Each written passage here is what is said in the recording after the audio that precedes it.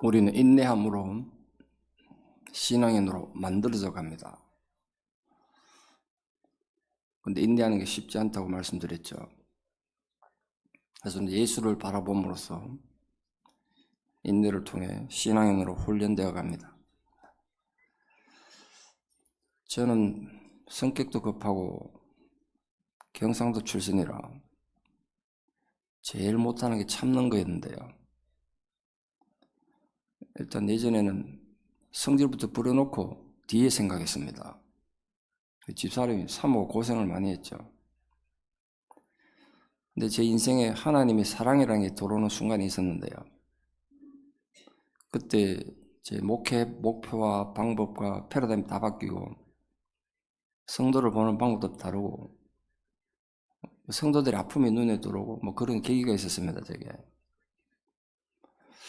그리고 제가 미국 와서 목회를 시작했는데요. 20수년 전인데 가끔 이런 후배들 만나면 자꾸 물어요. 저한테. 우리 교회가 굉장히 문제 많은 악명 높은 교회였거든요. 그걸 모르고 갔습니다. 알았으면 절대 안 갔을 텐데 18년 전에 교회가 안정되고 이렇게 악명 높은 게 저 동부 집회 갔더니 거기서까지 소문났더라고요. 우리 교회에 대해서. 그 묻더라고요. 되게 교회가 이렇게 악명이 높으면 전도도 안 되고 그런데 어떻게 교회를 성장시켰는지 목회 비결이 뭡니까? 묻더라고요. 저 그때 생각해봤어요. 제 목회 비결이 뭔가. 아무리 생각이 떠오르는 게 없더라고요. 저게. 근데 후배 목사님 그러죠. 난 아무 비결이 없다고. 단 하나만, 딱 한 가지를 제가 말씀드릴 수 있다. 참는 거였다. 그동안 별일이 다 있었는데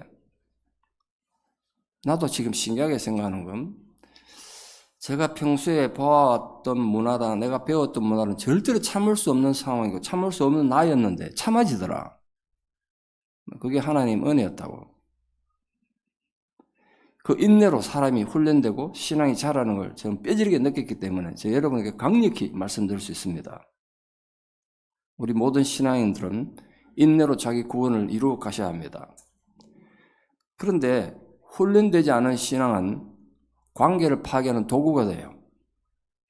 신앙인데 하나님께 영광을 돌리고 너와 나의 아름다운 관계를 유지하는 도움이 되는 게 아니라 오히려 파괴하는 도구가 되더라고요. 먼저 자신을 파괴해요. 훈련되지 않은 신은 자신을 파괴해요. 그리고 이웃과의 관계도 파괴합니다. 부부 간에, 부모 자식 간에, 교회 와서도 늘 트러블 메이크되고. 그래서 세상의 어떤 단체보다도 신앙에는 훈련되어야 합니다.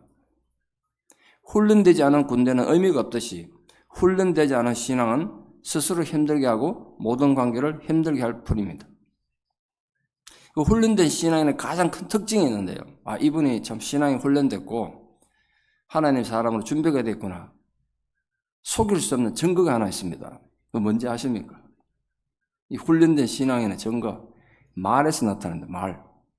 쓰는 용어가 달라요.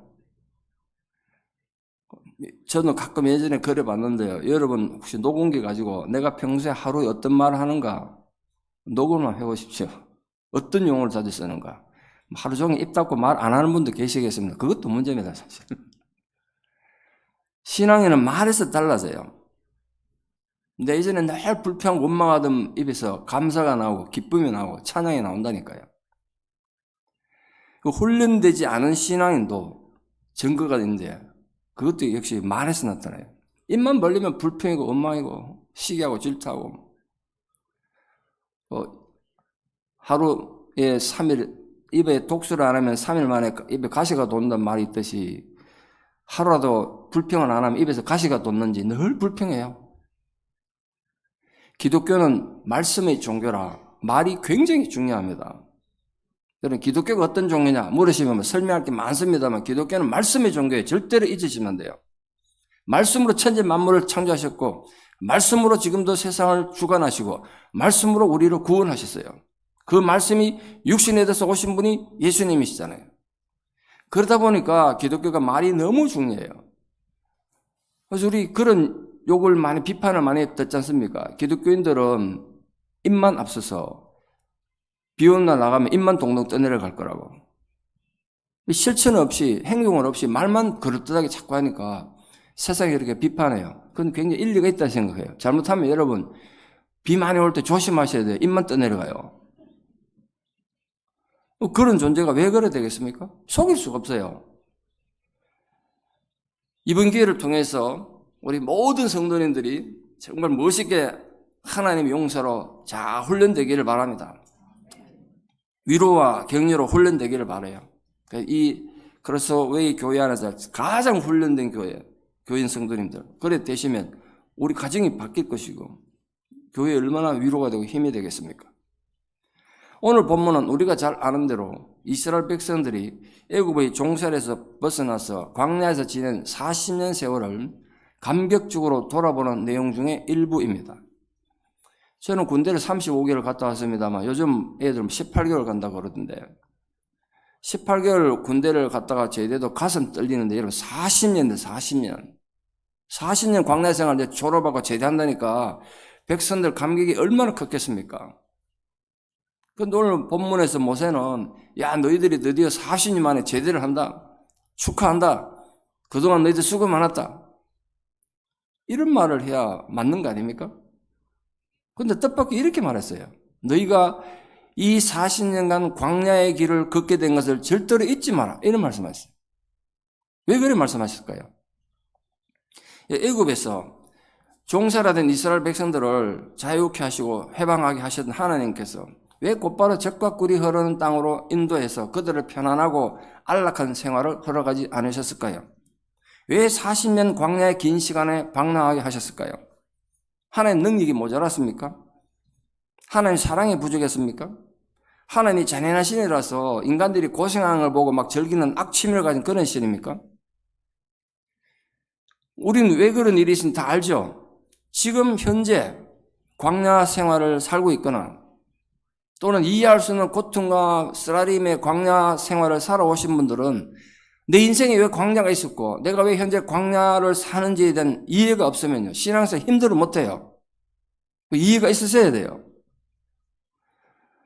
오늘 모세는 무엇보다 그 40년 광야가 어떤 기간이었다고 그랬습니까? 하나님의 훈련이었대요. 하나님의 훈련이었다는 거예요. 이 훈련이 즐겁고 기쁜 사람이 있겠습니까? 군대 간 젊은이들, 군대 간 사람들이 제일 힘든 게 훈련 기간이에요. 저도 훈련은 전반기, 후반기 이렇게 3개월 정도 훈련을 받았는데 정말 힘들었습니다. 한여름에 훈련을 받았는데 여러분 믿어질지 모르겠습니다만 저녁에 내오만 가서 런닝을 벌써 짜면 물이 쫙 짜지는데 이거 뭔지 아십니까? 내 땀이에요, 땀. 카키색 전부 훈련복들이 하얗게 변해요, 등이.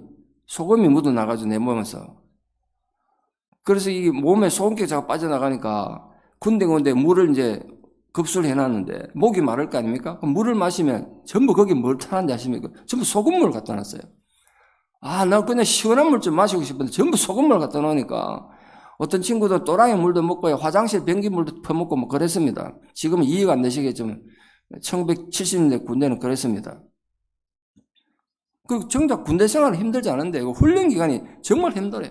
빨간 모자 쓴 조교들만 쳐다봐도 뭐 오금이 지리니까 보기 눈만 마주쳐도 기합을 주니까. 그런데 우리는 알지 못했습니다. 그게 그냥 우리 괴롭히는 건 줄 알았는데 민간인 사고방식을 가진 군인으로 하여금 지금 전쟁이 벌어져서 돌기 앞으로 하면 총탄이 쏟아지는데 폭탄이 터지는데 돌기 앞으로 나갈 수 있는 군인을 만들려면 그런 훈련이 없으면 안 되는 거예요. 오늘 갑자기 애들 다 모아놔놓고 총 줘놓고 돌기 앞으로 하면 가겠습니까 걔들이? 지금 우크라이나 보세요. 처음에는 막 군대 지원하는데 지금 전부 군대 안 간다잖아요. 힘들거든요. 옆에서 죽어나가고 팔다리 잘리고 그러면 누가 가려고 그러겠어요? 내가 팔다리가 잘릴지언정 폭탄이 쏟아지고 총탄이 쏟아져도 죽을 줄 알고도 나가기 위해서는 훈련이 필요해요. 그래서 훈련을 마친 신병들의 그 당당함이 있지 않습니까? 절도 있는 자세. 저도 그렇게 바뀌더라고요. 목소리도 달라져요. 누가 시켜서 그런 게 아니라 저절로 그러게 돼, 저절로. 맨날 철없는 어린애들 짓이나 하고 엄마 아빠 그런 애들이 말투부터 달라집니다. 호칭부터 달라져요. 제가 그래 되더라고요. 이제 마지막 훈련 마치고 휴가 나가가지고 아빠 엄마 그러다가 맨날 아빠 엄마 이렇게 부르다가 아버님 어머님 이렇게 부르고 그 막 힘들지 않냐 그러면 괜찮습니다 그러고 다리는 지가 나가 아파 죽으면서 그렇게 되더라고요. 바뀌더라고요. 맨날 밤늦게 돌아다니고 잠도 마음대로 안 자고 막 그러다가 삶이 바뀌는 거예요. 부모들이 그렇게 바꾸려고 노력해도 안 되던데 그렇게 바뀌어서 규칙적인 생활하고 늦게 자고 늦게 일어나고 이랬는데요. 그 규칙적인 생활을 하고 나니까 몸무게가 한 10kg쯤 늘어서 여기 막 알통이 이렇게 막 생기더라고요. 군대 갔다 왔더니 훈련 받아 왔더니 우리 형이 제 이 알통이 신기해가지고 막 만져보고 이러더라고요. 몇 달 만에 그렇게 바뀌더라 몸이. 이런 변화가 어디서 왔습니까? 부모들이 그렇게 바꾸려고 해도 안 되던 게 어떻게 이렇게 규칙적인 생활하는 사람이 됐습니까? 그 두어 달 남짓 훈련이 그렇게 만들었습니다. 훈련이. 근데 희한하죠. 계급이 2등병에서 1등병, 상등병, 병장쯤 되면 훈련이 싹 빠져나가서 민간으로도 바뀌어요. 제달치쯤 되면 민간이 돼서 나오는 거죠. 그런데 하나님께서 이스라엘 백성들을 얼마나 훈련하셨다고요? 40년입니다. 40년. 왜 그렇게 오랜 시간 훈련해야 했을까요? 그 전에 이스라엘에게는 어떤 아픔이 있습니까? 400년 넘는 세월 종살이 했던 뼛속 깊이 배어있는 종의 근성으로는 가나안 땅, 젖과 꿀이 흐르는 가나안 땅 아니라 천국을 갖다 줘도 감사할 줄 몰라요. 천국에서도 불평한다니까요. 여러분 잊지 마십시오. 아담과 하와가 에덴 동산에서 배고파 시험에 들고 죄진 거 아니에요. 아담과 하와가 사는 게 힘들어서 죄진 게 아니라고요. 인간은 에덴 동산에서도 타락할 수 있는 존재예요. 절대 잊으시면 안 돼요. 우리가 자꾸 착각해서 하나님께서 내게 좀 더 좋은 환경, 좀 더 경제적인 여유를 누리고 좀 더 건강을 주시면 내가 좋겠다 생각하는데 천만의 말입니다. 절대 잊으시면 안 됩니다. 인간은 모든 것이 보시기에 아름답고 완벽했던 에덴 동산조차 타락하는 인간 존재가 인간이에요. 이유가 뭐라고요? 훈련이 안 되니까. 그러니까 가나안 땅이 아니라 천국을 갖다 줘도 훈련 안 된 인간들은 감사할 줄도 모르고 그걸 제대로 기뻐할 줄도 모르고 의미 있는 삶을 살 수 없어요. 뿐만 아니라 하나님의 비전을 실천할 수 있는 하나님의 사역자들은 절대로 될 수 없기 때문에 하나님 그 40년 내가 훈련했다는 거예요. 뭐 표면적으로 보면 가나안 정탐꾼 가데스 바네아에서 정탐꾼 갔다가 불평해서 40년간 갔다고 돼 있지만 하나님 섭리 속에 훈련시켰다는 거예요. 그래서 오늘 이 40년 훈련을 수료하면서 제대를 하면서 모세가 이스라엘 백성들에게 훈련 수료 기념 연설을 한 겁니다. 그 부탁이에요. 첫 번째 부탁이 이 기간에 훈련을 잊지 마라. 훈련되지 않은 군대는 세상에서 쓰지 않습니다. 우리 흔히 우리도 군대 훈련 받을 때 하도 조교들부터 그 얘기를 들어서 나중에 찾아보곤 했는데 너희들이 장개석 군대냐 기합 빠졌다고. 장개석 군대가 도대체 어떻길래 훈련 조교들이 입만 열면 장개석 군대냐고 그럼 욕하더라고 우리 보고. 나중에 보면 장개석 군대 진짜 문제 많았대요. 미국에서 그렇게 무기 갖다 대주고 해도 훈련이 안 되니까 공산군보다 군대는 4배인가 5배 많았는데 그 좋은 무기 다 뒤로 빼돌려서 공산군한테 팔아먹고 그리고 군대가 되겠습니까? 그 미국이 지원해준 최신식 무기 가지고 군인 숫자는 5배나 많은데 공산당한테 망해가지고 도망간 거 아닙니까? 훈련되지 않으니까 장비도 필요 없고 숫자도 필요 없더라니까요. 신앙인은 훈련되지 않으면 하나님 앞에 아무런 쓸모가 없어요. 우리가 정말 하나님께 쓰임받는 성도가 되고 교회가 되기 위해서는 마음으로 되는 게 아니라 훈련이 되셔야 돼요. 오늘 본문에서는 하나님께서 인간을 훈련하는 목적을 3가지 말하고 있습니다. 왜 하나님이 우리를 훈련하시는가? 그냥 복만 주시고 잘 살아봐라 이러면 참 좋겠는데 훈련하신다. 첫 번째 이유가 뭐라고요? 너를 낮추시기 위해서래요. 낮추시기 위해서. 구원받은 하나님 백성들이 하나님 축복 속에서 계속 살기 위한 가장 중요한 정신이 있습니다. 아까 제가 인내가 굉장히 중요하다고 말씀드렸는데 우리 신앙인에게 가져야 될 정말 중요한 자질 그게 뭔지 아십니까? 겸손입니다. 겸손이에요. 겸손하지 않으면요 저는 그런 제 자신도 그렇게 경험해봤고 그런 교인들 수없이 봤는데 하나님 은혜가 소낙비처럼 쏟아져도 겸손하지 않으면요 그 은혜 소용이 없어요. 아무런 소용없어요. 근데 우리 흔히 불평해요. 하나님께서 내게 은혜를 주지 않는다고. 아니에요. 하나님 이미 은혜를 많이 주셨어요. 근데 그걸 관리를 못하는 거예요. 쓸 줄 없어. 교만하니까. 교만은 우리 관뚜껑 닫힐 때까지 평생 따라다니는 장애물 경계입니다. 실제로 그래요. 저는 임종을 많이 해봤는데요. 수백 명이 임종을 했는데 그 마지막 죽을 때 모습은 속일 수가 없습니다. 정말 우리 어르신들 하나님 내 가는 마지막이 아름다울 수 있도록 기도 정말 많이 하셔야 돼요. 장로라는 분이 마지막 가면서 예수를 부인하고 죽는 분도 봤고요. 그게 안 되나 봐요. 그리고 내가 얼마나 답답합니까? 명색이 장로란 양반이 예수가 누군지 모르겠다 그러니까 지금 비몽사몽간에 옆에 가족들이 난리 난 거야. 아버지 그러면 됩니까? 예수님 나의 구주입니다 고백하라고 그러니까 못하더라고 고백을. 그러다가 결국 죽었어. 그 내가 죽고 가는 상황 속에서도 인간은 겸손할 필요가 있구나. 그래서 평생 계속된 장애물 경계. 평생 우리를 따라다니는데 겸손의 문제는 누구도 예외가 없어요. 자, 근데 제가 자주 강조하는 게 있는데 우리 기독교인들은 개념 정리가 정확해야 돼요. 용어를 제대로 이해 못하면요. 설교한 나도 이해 못하고 듣는 분도 이해를 못해. 자, 교만이 뭡니까? 성경적 개념의 교만이 뭡니까? 그리고 겸손은 어떤 의미를 말하는 겁니까?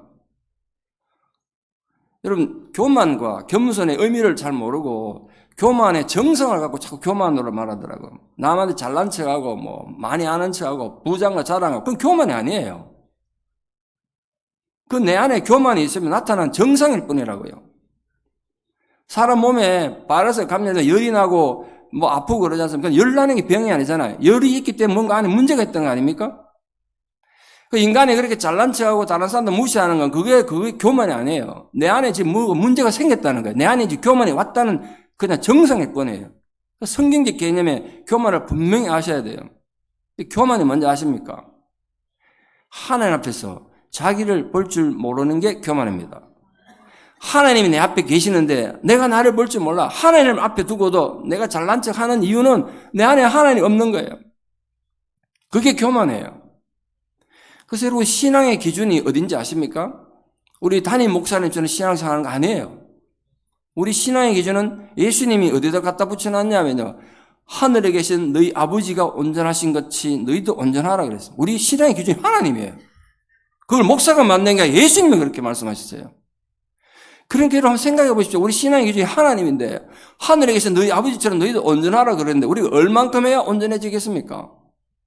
그 결국은 하나님 앞에서 내가 하나님처럼 신앙생활 하라는 건데 거기서 우리가 느낄 수 있는 게 뭐죠? 절망이에요. 그 성경에 하나님 만났던 많은 사람들이 있습니다. 이사야부터 시작해서 여러 명이 있잖아요. 공통점 하나가 있습니다. 야, 내가 드디어 하나님을 만났구나. 야, 이렇게 하나님 정말 살아계시구나. 기뻐하고 감사한 사람 한 명도 없고 전부 뭐라고 했죠? 나 이제 죽게 되었다. 나 이제 죽었다. 하나님 만나서 내가 죽었다. 왜 그렇게 고백한지 아십니까?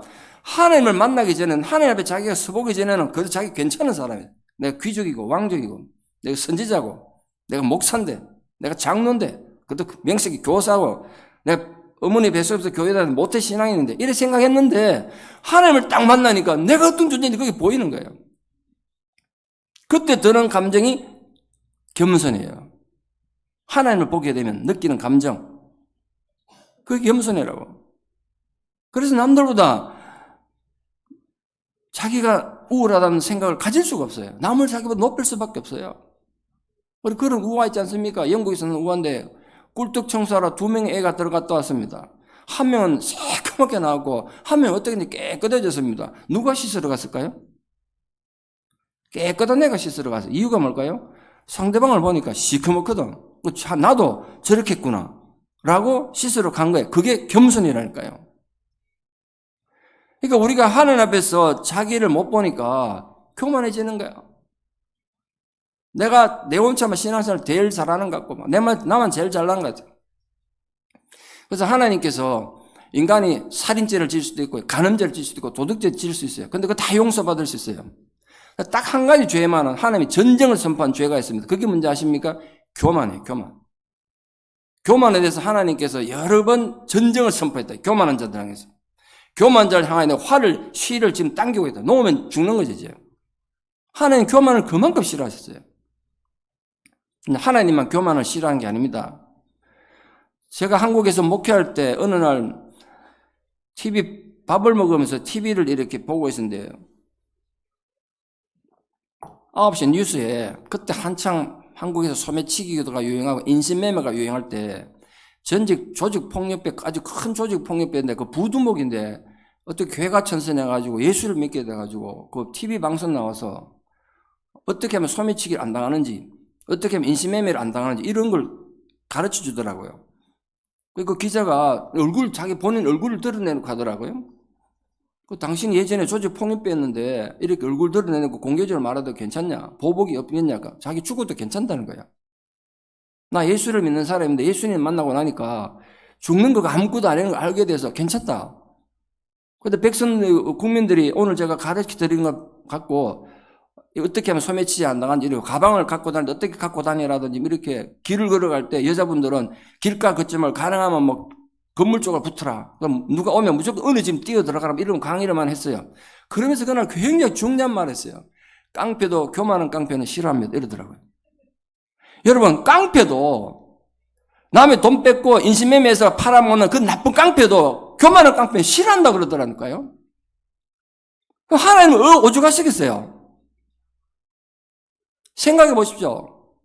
여러분, 천사도 하나님 말 매일 예배드리고 하나님 찬양하는 천사도 교만하니까 사탄이 됐어요. 그게 성경이 가르치지 않습니까? 하나님을 매일 쳐다보고 예배드리는 그 천사도 마음에 교만이 들어가니까 사탄이 됐다면 우리 얼마나 무서운 경고입니까? 우리는 하나님 뵐 수도 없고요. 느낄 수도 없는데 누가 감히 나는 교만해서 자유롭다 말할 수 있습니까? 어느 누구도 예외가 아니죠. 하나님께서는 출애굽한 백성들이 가장 먼저 돼야 될 것으로 교만한 마음을 다스리는 거였어요. 너희를 낮추기 위해서, 낮추시기 위해서. 교만한 마음을 꺾고 낮추시기 위해서 계획했다는 거예요. 근데 제가 이게 이해가 안 됐습니다. 지금 이스라엘 백성들이 뭘 높은 게 갖고 있다고, 뭘 갖고 있다고 그들의 마음을 낮추려고 했을까요? 깊게 잡아야 그들은 애굽의 종놈들이었는데, 애굽의 노예들이었잖아요. 제가 거기서 목사한테 깨달은 게 있습니다. 교만은 사회적 지위에서만 오는 게 아니에요. 부자만 교만한 게 아닙니다. 부자가 부자라서 교만했으면요, 가난한 사람, 가난한데도 교만해요. 많이 배운 사람, 똑똑한 사람 교만할 수 있죠. 지식에 교만했으면요, 못 배운 사람, 학교 문턱도 못 가본 무지한 사람, 무지한 대로 자기 고집에 교만이 있더라고. 우리 그거 열등감 또는 상처라고 불러요. 이스라엘은 정말 마음이 견고하고 굳어진 교만한 백성들이었습니다. 성경 보세요. 여러분, 눈앞에서 10가지 이적을 보고 자기도 눈앞에서 홍해가 갈라지는 걸 보고도 광야 나가자마자 하나님 앞에 반역했어요. 기록된 것만 10번이에요. 기록된 것만 10번. 우리 아들 하루는 묻더라고요. 아빠, 이스라엘 백성들에게 하나님께서 그렇게 많은 기적을 베풀어주고 그랬는데도 왜 그렇게 불평하고 하나님 앞에 죄를 지었냐, 원망했냐. 내가 이렇게 대답했죠. 그래도 이스라엘 백성쯤 되니까 그랬지 한국 사람 같았으면 이 출애굽 못했을 거다. 한국 사람은 성질이 급해가지고 만약에 한국 사람이 모세였으면 홍해 바다 앞에서 홍해 가르려고 팔 딱 드는 뒤에서 때려 죽였을 거다. 그러니까 우리가 얼마나 겸손해야 되겠냐 이렇게 말한 적이 있습니다. 그걸 변화시키고 그 교만한 마음, 그 종으로 살았던 열등한 상처들 이런 것들 순화시키고 변화시키기 위해서 한 게 뭐라고요? 그게 광야의 훈련이었다니까. 훈련이었어. 훈련 받을 때 군술 없이 그냥 훈련 받는 사람 어디 있습니까? 힘들어 죽겠다고 훈련하고 배고파서 소리치고 저도 배가 얼마나 고픈지 저는 밥을 빨리 못 먹습니다. 군대 갔어도 안 되더라고 이게. 근데 군대 가 밥 먹는 시간 딱 주는데 2분을 주는데 2분 동안 죽었다 깨나다 밥을 다 못 먹겠더라고요. 그러니까 배가 얼마나 고픈지 돌아서면 배고프고 돌아서면 배고프고 그래서 하도 배가 고파 죽겠더라고요. 훈련받아 맞아 죽는 게 아니라. 여러분 20대 22살에 군대를 갔는데 그 청춘이 밥을 주면 어떻게 주냐면 소박하게 딱 떠면 저거 다 주면 좋겠다 싶은데 그 배식병이 약을 올려야 그런지 소박하게 떴다 그걸 싹 끌고 가요. 우리 눈앞에서. 근데 그것도 다 못 먹으니까. 그래서 하는 소식 우리 소대가 훈련받으러 갈 때 다시 내가 배식 받으러 다른 소대 뒤에서 가지고 밥을 먹고 늦게 가면 비합받고 이랬다니까요. 배가 너무 고프니까. 광야에서 배부르다 배고프다 소리치고 목마르다 악쓰고 잠자리 불편하다고 얼마나 불평했습니까? 또한 훈련받을 때 가장 힘든 건 예전에 하던 자기들 습관대로 못하는 거죠. 자기들 마음대로 살아야 되는데 그걸 못하잖아요. 밤낮게 놀다가 아침 늦게까지 늦잠 자고 싶고 먹고 싶으면 먹고 굶고 싶으면 굶고 마음대로 살았는데 훈련 기간 동안 규칙적 생활해야 됩니다. 조직적 생활해야 돼요. 그러니 불평이 나올 수밖에 없죠. 이스라엘 백성 마찬가지였습니다. 그들이 40년 동안의 광야 훈련은 불평의 연속이었지 않습니까? 근데 아십니까? 진짜 훈련된 군대는 어떤 악조건 하에서도 불평하지 않는다는 거. 그게 훈련된 군대 생명이에요. 훈련되면 말이 달라진다니까요. 지나간 여러분의 삶의 과정에서 이 하나님 광야가 있었습니까? 또는 지금 혹시 그 광야에 서 계신 분이 계십니까? 하나님 은혜가 그곳에 있기를 바랍니다. 여러분이 훈련받는 힘든 상황이 있기를 바랍니다. 왜냐하면 우리를 훈련하신 이유는 우리를 미워해서도 아니고 우리를 버리기 위해서가 더더욱 아니에요. 군대를 특별히 훈련시킬 때는 그 군대를 사용하기 위한 목적이 있듯이 하나님께서 우리 삶의 이 인생의 광야를 통해서 고통과 슬픔과 배신감 속에 연단시킨다는 건 그 후에 사용하시기 위해서다. 중요한 것은 그 하나님 훈련을 어떻게 잘 참고 견디느냐 이거란 말이에요. 혹시 여러분에게는 이 하나님 첫 번째 훈련인 우리를 낮추시고자 하는 모습이 혹시 자신에게 없습니까? 하나님이 우리를 낮추시려고 하실 때는요, 정말 할 수 있는 한 우리는 낮춰야 돼요. 다른 게 할 수 있는 게 없어요. 바닥에 바짝 엎드려야 돼요. 하나님이 훈련의 의미를 이해하지 못할 때 우리는 너무 쉽게 원망하고 절망합니다. 생을 포기해요. 그렇게 성공하고 싶고 멋있게 내 삶의 업적을 남기고 싶었는데 하나님 이게 뭡니까? 그걸 원망한단 말이에요. 그런 막다른 절벽 앞에 서게 되면 이걸 기억하십시오. 하나님이 낮추시는 것은 나를 죽이려는 게 아니다. 더 나은 내일을 위한 오늘의 훈련이다. 이걸 기억하셔야 돼요. 여러분이 지금 어떤 종류이든 광야에 만나 서 있다면 그 훈련을 잘 받으셔서 하나님이 의도하시는 아름다운 삶의 열매가 여러분 인격 가운데, 여러분 가정 안에, 여러분 기업 가운데 무엇보다 이 교회 안에 나타나는 은혜가 있기를 축복합니다. 두 번째 광야의 훈련의 의미가 뭐라고 말씀했습니까? 테스트랍니다. 테스트. 정말 하나님을 향한 순종이 있는가? 한번 시험해 보겠다는 거예요. 인간은 누구나 환난 가운데 서야 그 본성이 적나라하게 드러납니다. 여기서 질문이 생기죠. 하나님이 인간을 테스트해? 하나님이 이게 수박이 익은지 안 익은지 알기 위해서 두드려 보는 것처럼 하나님이라면 내 신앙 상태가 어떤지 내 마음이 어떤지 아셔야지 이걸 꼭 테스트 해봐야 하냐? 이런 생각이 있습니다. 그런데 여러분 테스트는 테스트하는 쪽에 있지 않습니다. 목적이. 테스트하는 쪽에 있지 아니라 테스트 받는 쪽에 있습니다. 목적이. 전 학교 선생을 한 5년 했었는데 영어 선생을 했거든요. 쪽지 시험을 많이 쳤습니다. 시험 치는 목적이 뭔지 아십니까? 쪽지 시험이라 자꾸 쳐야 애들이 공부를 해요. 그래 실력이 자라요. 그런데 전교 1등도 시험 치기 싫어해요. 항상 하는 말이 책 덮어라 시험 친다라면 1등 전교 1등이 앞에 앉아가 목사님 그 애가 제가 그 애의 말을 잘 들으니까 애들 착 시키나 봐. 선생님 오늘 치지 말고 내일 치자. 그럼 내일은 시험이 없냐 말이야. 항상 시험을 미루더라고.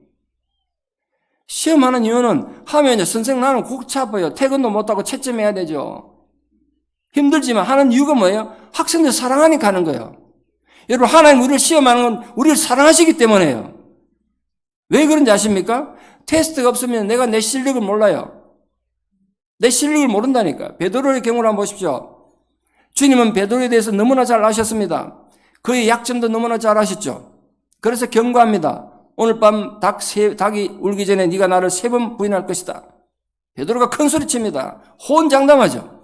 내가 어떻게 주님을 배신하겠습니까? 의리가 있는 베드로인데 의리의 사나이 아닙니까 제가? 여기 있는 다른 제자들 이것들 다 주님 버릴지라도 저는 주님을 버리지 않겠습니다. 호언장담했습니다. 차라리 죽으면 죽었지 주님 배신하지 않겠다 이렇게 말했습니다. 베드로는 주님의 경고를 듣고도 자기 목숨을 걸고 맹세했습니다. 그런 일 없을 거라고.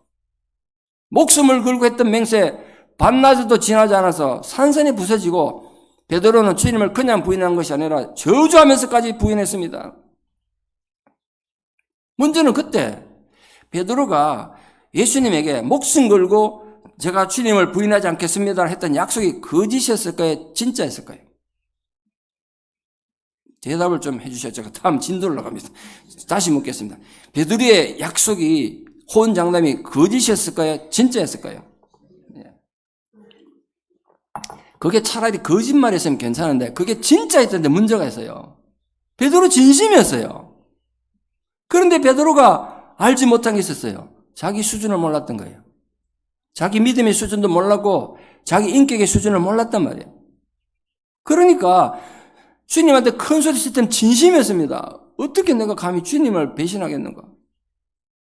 근데 현실로 딱 닥치니까 자기에게는 그럴 만한 용기도 믿음도 없다는 걸 몰랐던 거예요. 인간은 그 연약함이 테스트 해보지 않으면 본인도 모르는 겁니다. 본인도 몰라. 누군가 그런 말 했습니다. 사탄이 사람을 공경에 빠뜨리면 그들은 하나님께 기도한다. 그러나 곤란해서 딱 벗어나면 그들 중 대개는 하나님을 잊어버린다. 그게 인간이에요. 그래서 이스라엘 백성들이 그들을 노예에서 구원하시고 함께 동행하시는 하나님을 얼마나 소홀히 여겼는지 우리 성경에서 찾아볼 수 있지 않습니까? 그들은 사소한 어려움만 생겨도 애굽으로 돌아가자. 모세를 쳐 죽이려고 그랬어요. 오늘 우리도 마찬가지입니다. 하나님은 우리를 사용하시기에 반드시 테스트하실 것입니다. 세금공이 금의 순도를 높이기 위해서 뜨거운 풀무불에 금과 은을 단련하듯이 그걸 또 단련하듯이 하나님은 다양한 방법으로 우리를 시험하실 것입니다. 그렇게 함으로써 궁극적으로 하나님만을 전적으로 의지하는 하나님의 백성을 만들기 위해서 우리에게 광야를 준비하셨습니다. 원망하고 불평할 수 있죠. 한 번만 더 생각해 보시라니까요. 돈 잘 벌고 잘 나가던 김광석 집사라는 약사가 있었습니다. 교회 집사인데도 돈이 워낙 많고 하다 보니까 교회를 갔다가 말다가 나이론 신자였습니다. 근데 이분이 머리가 굉장히 좋았나 봐요. 화학 쪽에 좀 천재 같은 머리가 있어갖고 피부에 피부병이 많지 않습니까? 그 피부병에 특별한 약을 자기가 직접 조절했는데 이 연구가 기가 막히게 듣는 거예요. 웬만한 피부병, 애들 피부병이 얼마나 많습니까? 발라버려 바로 나아버린 거예요. 떼돈을 벌었습니다. 자기가 직접 만든 이 피부 연구 때문에. 근데 이게 소문이 났겠죠. 근데 자기 동기들이 있을 거 아닙니까? 지방에 있는 동기들부터 전화가 왔습니다. 네 그 연고 너만 팔지 말고 우리한테 좀 주면 내가 팔고 네 수술해 줄게 이러는 거예요. 자기가 생각해 보니까 저 멀리 제주도에서 그 연고 사겠다고 오는 환자들도 있고 하니까 자기는 서울에 있는데 전국 각지에서 오니까 이걸 나눠주면 연고 사겠다고 오는 사람들도 고생들하고 자기는 가만히 돈 버니까 좋겠다 싶어서 전국 각지 동기들한테 이 연고를 나눠줬습니다. 그래서 각 약국에서 팔게 되죠. 근데 이게 법에 걸린 줄 몰랐어요. 자기는 허가받은 제약회사가 아니잖아요. 자기 혼자 만들어 파는 건 괜찮은데 다른 데 주는 순간 범죄자가 된 겁니다. 전혀 몰랐대요. 보건범죄단속법에 걸려서 갑자기 형사가 들이닥쳐서 이 약국에서 약사하다가 앞에서 형사 들어온 거 뒷문으로 도망갔습니다. 그게 1979년이었는데요. 그때는 크레딧 카드도 없고 온라인 뱅킹 이런 게 없을 시절 아닙니까? 호주머니에 있던 돈 다 떨어지니까 갈 곳도 없고 6개월이 지났습니다. 도망다니다 갈 곳 없으니까 숨어간 곳이 절방에서 절방. 여러분 교회 집사가 타락하니까 절에 가더라고요. 절방에 가니까 또 절에는 오면 먹여주고 재워주니까 주지스님이 고맙게도 자기가 신분을 물론 안 밝혔겠지만 방을 하나 줘가지고 가니까 희미한 형광등 불빛에 혼자 앉아있으니까 신세가 얼마나 한탄스럽습니까? 그렇게 돈 잘 벌고 잘 나가다가 도망자 신세 돼가지고 돌아다니고 있으니까 자기 신세 한탄하면서 이랬는데 저쪽 구석에 보니까 맨 낡은 신문이 하나 이렇게 있더라는 거예요. 근데 심심하고 힘드니까 그 신문을 형광등 불에다 딱 펼쳐봤는데 6개월 전 신문이에요. 누가 그거 갖다 놓은 거예요. 그래서 신문을 펼쳤더니 그 사회면 일면에 환하게 김광석이라는 약사가 보건범죄단속본에 도망다니고 있다. 자기 기사가 자기 사진까지 해가지고 거기 딱 실려 있는 거예요. 6개월 전 신문에. 그 우연이겠습니까? 우연치고 너무 기가 막힌 우연 아닙니까? 그때 그 순간 그 신문을 보는 순간 누군가가 자기를 위해 그 신문을 준비해둔 것 같다는 느낌이 들었다는 거예요. 그 누군가가 너 이대로 계속 도망다니면서 네 인생 끝날 거냐고 자기에게 묻는 것 같더라는 거예요. 그 누군가가 하나님일지도 모른다는 생각이 그때 들었다는 거예요. 6개월 동안 하나님 생각 한 번도 안 하다가 사랑하는 자식에게 매료된 아버지 마음처럼 하나님이 나를 특별히 사랑하고 계시기 때문에 내가 지금 이런 광야의 길을 걷게 되는지도 모르겠다는 생각이 들었습니다. 그때 처음으로 하나님의 회개가 되고 그 절방에서 눈물을 흘리며 회개 기도가 있어요. 생각해보면 주지스님한테 얼마나 미안한 일입니까? 먹여주고 제해줬더니 거기서 하나님 찾고 회개하고 있었으니까. 거기서 하나님 내가 이렇게 도망만 다닐 수 없습니다. 그날 밤에 하나님 회개하고 내려와가지고 자수했어요. 내 도망다니던 범죄자라고. 그 재판을 받게 됐습니다. 지금부터 33년 전인데 그때 액수로 무려 벌금이 8억 3천만 원입니다. 지금도 8억 3천이면 큰 돈 아닙니까? 33년 전이니까 지금 환율을 따지면 뭐 한 100억 정도 되는 것 같아요. 엄청나게 큰 액수의 벌금을 맞았습니다. 판사한테 부탁했습니다. 전 지금 가진 게 없습니다. 저를 감옥 집어넣으면 국가에 세금 1푼도 못 내는데 저에게 시간을 주시면 저 돈 열심히 벌어서 이름도 안 애누라라고 이 금액 다 국가에 갚겠습니다. 감옥. 여러분 그 친구들한테 연금 안 내주면 안 갚아도 될 돈 아닙니까? 8억 3천만 원? 근데 판사가 이렇게 보니까 사람이 똑똑하고 하니까 다행히 감옥 안 보내고 다시 기회를 줬대요. 돈 열심히 벌어가지고 세금 갚아라. 탄원을 받아들였다는 거예요. 그때부터 나와가지고 이제 약사 자격이 박탈됐기 때문에 약사도 못해요. 나 이제 뭐 할 건가? 자기가 이제 예전에 피부 연고를 만들던 그걸 전공을 살려가지고 트러블 많은, 문제 많은 피부를 치료하는 기능성 화장품을 만드는 화장품 회사를 시작했습니다. 그때가 45세였는데요. 친구들이나 가족들이 다 말렸습니다. 지금 45세 나이에 남자가 그것도 화장품 만든다 그러니까 바보짓이라고 다 말렸습니다. 45세 늦은 나이에 시작한 화장품 회사가 얼마나 힘들었겠습니까? 3년 동안 정말 힘들었대요.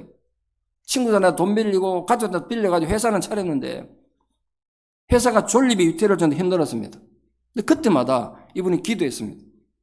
예전엔 전혀 그러지 않았는데 힘들고 어려울수록 하나님을 의지하는 법을 배웠습니다. 뭐 때문에? 광야의 생활 때문에. 근데 그렇게 이렇게 고백하더라고요. 희한하게도 내 믿음이 조금씩 커져갈수록 회사도 점점 성장을 거듭하게 됐습니다. 마침내 1989년 10년 동안 옥매던 그 벌금은 다 갚게 됐습니다. 8억 3천만 다 갚았대요. 그 이후로도 회사는 최고 제품을 만들기 위해서 늘 연구했고 지금도 매출액의 1%, 여러분 매출액의 1%면 큰 겁니다. 이익의 1%가 아니거든요.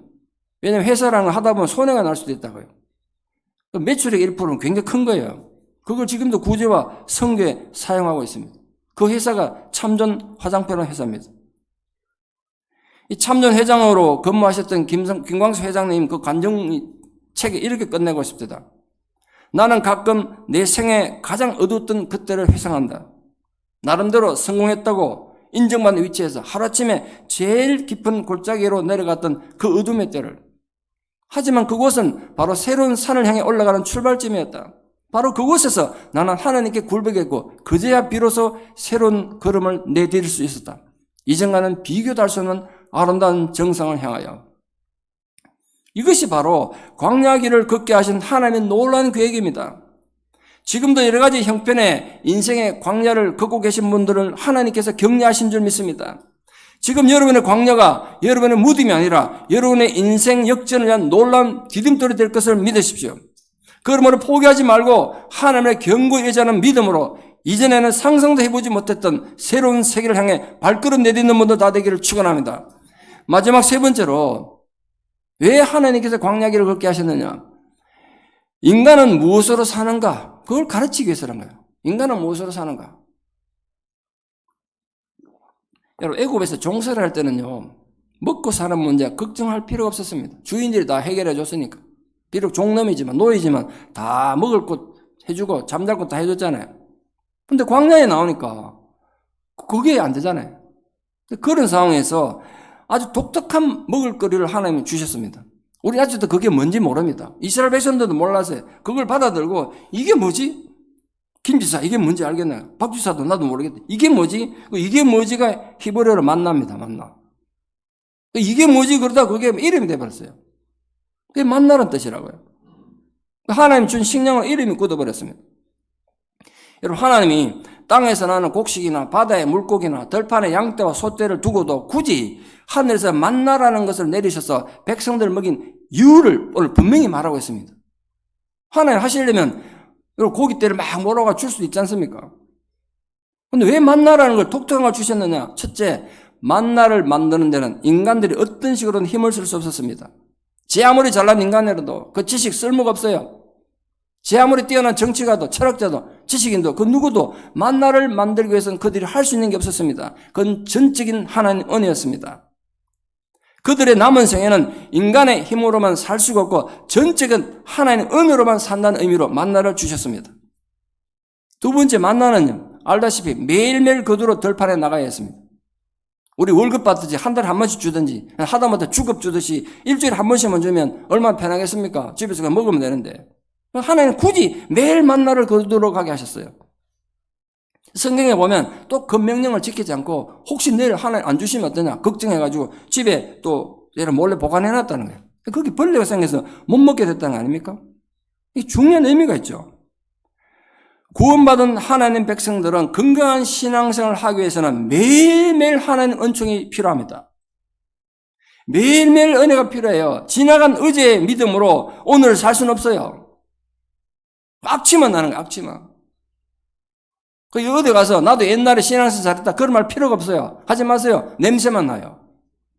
지나간 건 다 그냥 버려두는 거예요. 신앙은 과거가 없습니다. 신앙은 미래도 없어요. 신앙은 항상 현재만 있을 뿐입니다. 어거스틴이 그렇게 말했어요. 흔히들 말해요. 나도 과거에는 삼각산에서 소나무 뿌리 좀 뽑았는데 저도 삼각산 많이 다녔거든요. 그 기도하러 갔다 죽을 뻔한 적도 있습니다. 한겨울에 한밤중에 올라갔다 그 바닥에 얼어가 미끄러져가지고 소나무 그때 안 잡았으면 그냥 떨어 죽는 거예요. 기도에 미치니까 그런 짓 했다고요. 지금 생각하면 참 무모한 짓이죠. 그것도 주일 저녁에 하루 종일 사회가고 피곤해 죽겠는데 가가지고 밤새 기도하다 내려오면서 우동 한 그릇 먹고 집에 가는 거잖아요. 그런데 어쨌다는 거예요. 어쩐지 않냐가. 옛날에 네가 삼각산 소나무 아무리 뽑았던들 그거 지금 어쨌는데 그래서. 그게 오늘 내 신앙을 보장해 주는 게 아니에요.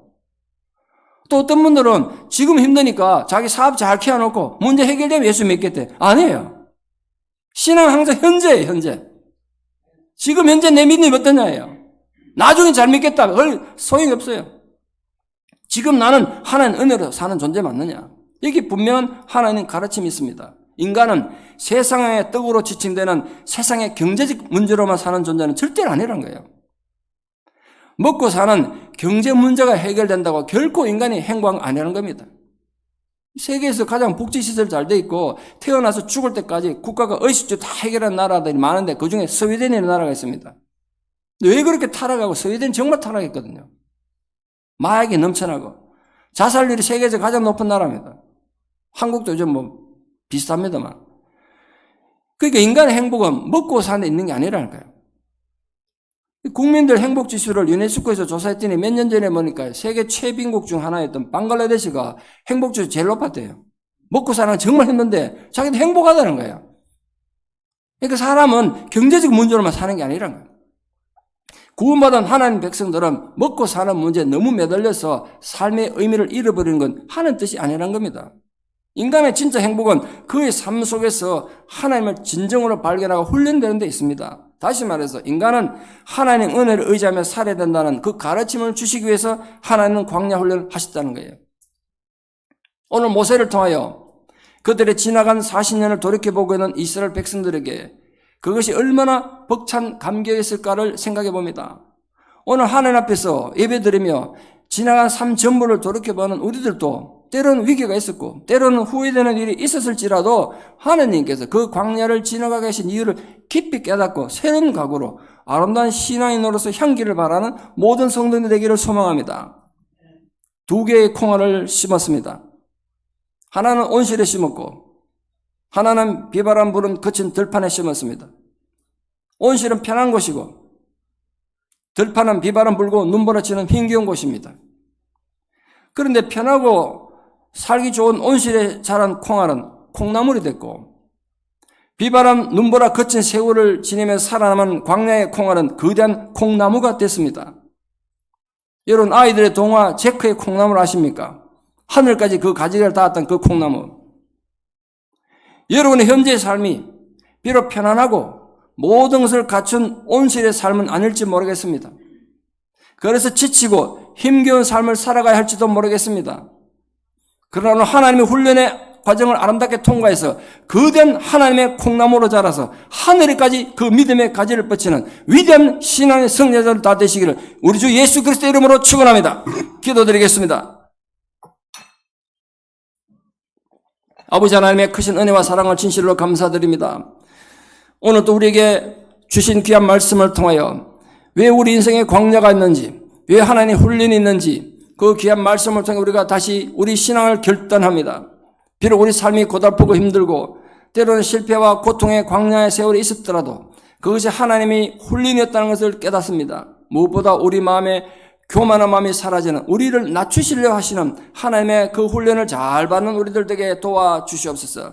또한 인간이 무엇으로 사는지, 정말로 우리가 삶의 의미가 뭔지를 잘 알아서 훈련된 하나님 백성으로 겸손과 온유한 존재로 살게 하여 주시옵소서. 교만은 언제나 우리를 따라다니며 넘어뜨리는 악한 영적 공격인 것을 믿습니다. 그러나 우리가 주님 말씀으로 잘 훈련되어서 인내함으로 예수를 바라봄으로써 모든 교만을 물리치고 거룩한 하나님 백성으로 우뚝 세워져서 위대한 승리를 맛보는 은혜가 있게 하여 주시옵소서. 예수님 이름 받들어 기도드리옵나이다. 아멘.